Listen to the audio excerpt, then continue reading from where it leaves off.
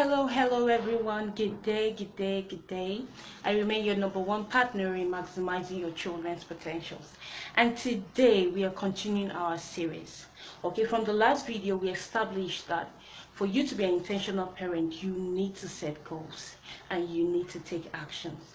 Parenting is really more than rearing children or betting children.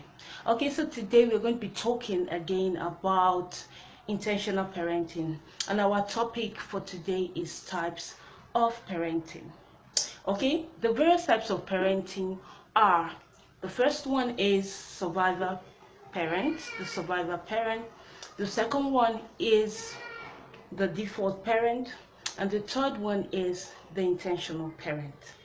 Okay, so some of us are used to the styles of parenting where you have authoritarian parent, authoritative, permissive, and so on. Okay, but here we are talking about types of parenting. Okay, first of all, we'll be talking about the survivor parent, and we're going to we have various categories that we're going to be looking at. First of all, we're looking at the goals, we're looking at motives, and we're looking at methods. Goals, motives, and methods. Okay, so for the survivor parent, his major goal or her major goal for parenting is to rear children. Okay, another goal is for her or him to be happy. Okay, so that's what they're really bothered about. They just want to rear children and they want to be happy. Is his motives for his motives for parenting, his motives are majorly making it through the rearing years. Okay, he just want to get it wrapped up quickly. And you find out in this case scenario, you find out that some of these kind of parents will look for all their available means to get the children out of the house. Okay, so when you have no need to do that, you really don't need to do that. Okay, so you want to know that that's one of the characteristics of a survivor parent. They just want the children out of the house, let them go somewhere. Some of them even keep babies in preschoolers in boarding house.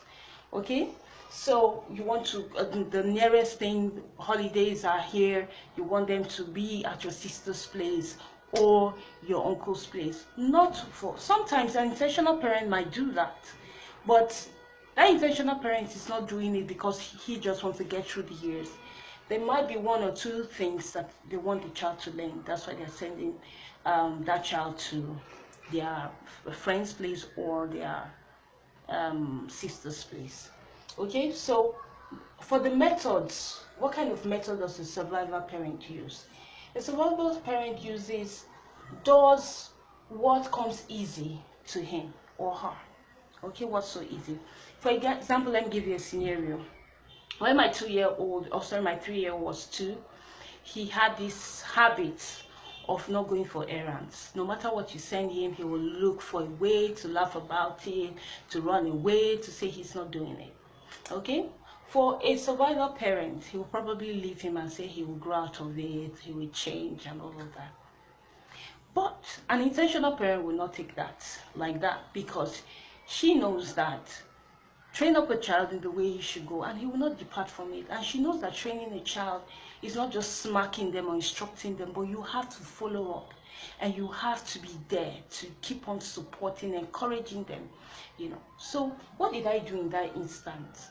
I would stand up from where I am.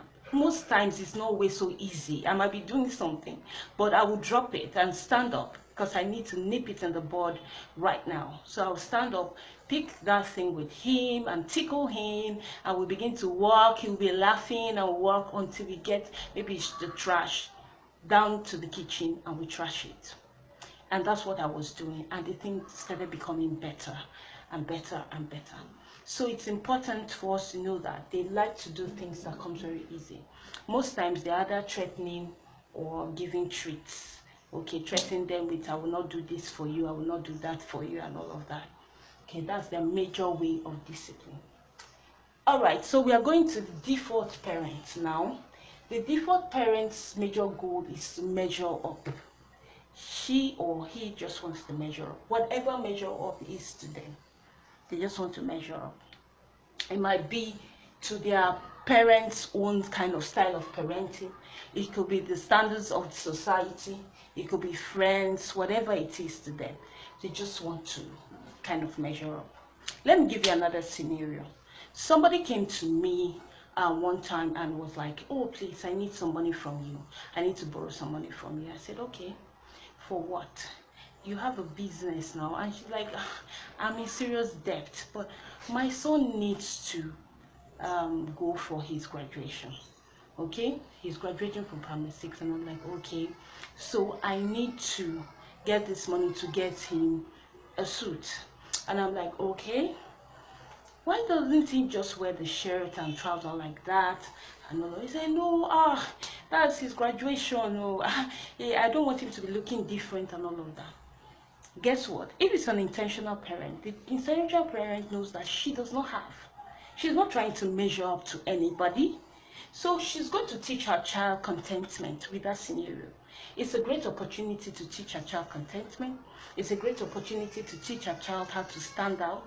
That sometimes it might not just be that way, but you can stand out. And God knows whether the next graduation they will even say no need for blazers, people should start, because they've seen that it's not such a big deal. You understand? So an intentional parent will definitely use that opportunity to teach his children something. Because you might say, oh, why am I just being so harsh? But the truth is, tomorrow when that child is a teenager, you're like, but you will like, I say, mommy, please, I need to have a car. I'm 16, all my children, my friends have a car. And you're like, no, you cannot have a car. You cannot have a car. But you started putting the seeds of measuring up. So peer pressure would easily consume that child. Okay, so you want to be deliberate. Whatever you're doing, you're using that opportunity to train them. That's how an intentional parent thinks. The next one is the motives. Okay, the motive of the default parent is giving or not giving what is popular. They are giving what is popular. Every preschooler uses a tablet now. You're not bouncing it on your goals. All you are doing it is because it's popular, and they say it helps the children. So you're not seeing it whether it's going to negate your goals or not. All you want to do is give it to the child because that thing is popular.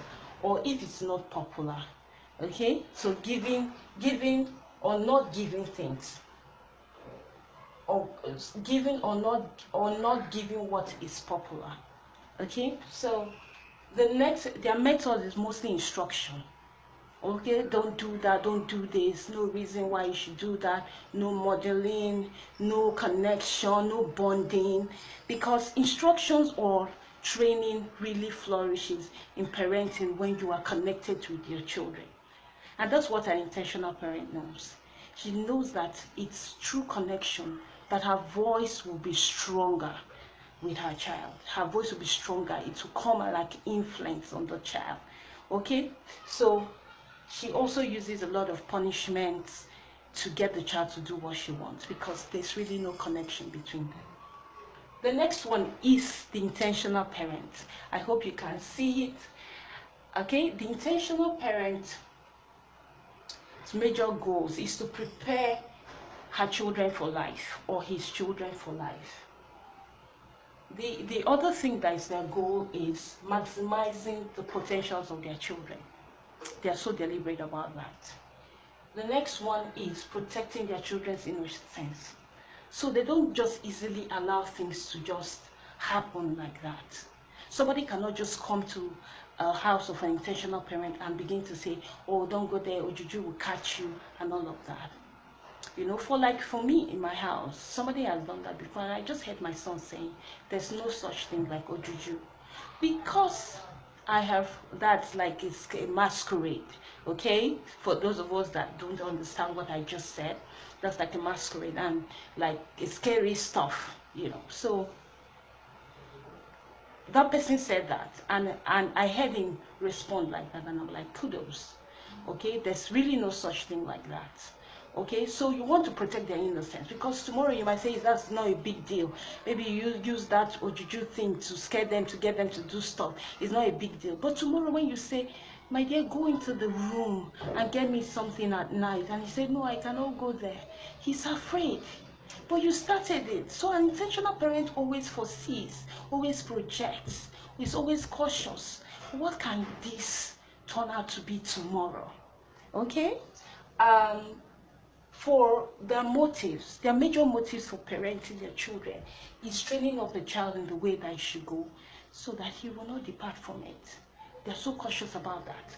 Their decisions, any decision they want to make, is that those goals, those things that I want them not to depart from, those results I want to achieve, I have to scan it under anything I want to do. Everything is so precious. They see every opportunity as helping to train their children. For their methods are majorly connecting, relationship, bonding with the child, knowing the child's strengths and weaknesses, knowing the child's likes and dislikes. Okay, they are not just thinking about themselves; they're also thinking about the children. Okay, they also try to get knowledge. Their methods are full and influenced by knowledge. Okay, they want to get knowledge, and they learn through interactions. They learn through interaction with their children. Okay, they help their children to learn through interactions. So I hope you have been able to see where you are and where you want to be. The ideal is intentional parenting. As you can see from the illustration I gave you, the default parent and the survival parent is not intentional. They just do things like that. Okay, but the intentional parent is so deliberate about everything, and all her decisions are based on her goals. Alright, so see you in the next video. Bye bye. I remain your #1 partner in maximizing your children's potentials. I hope you got value.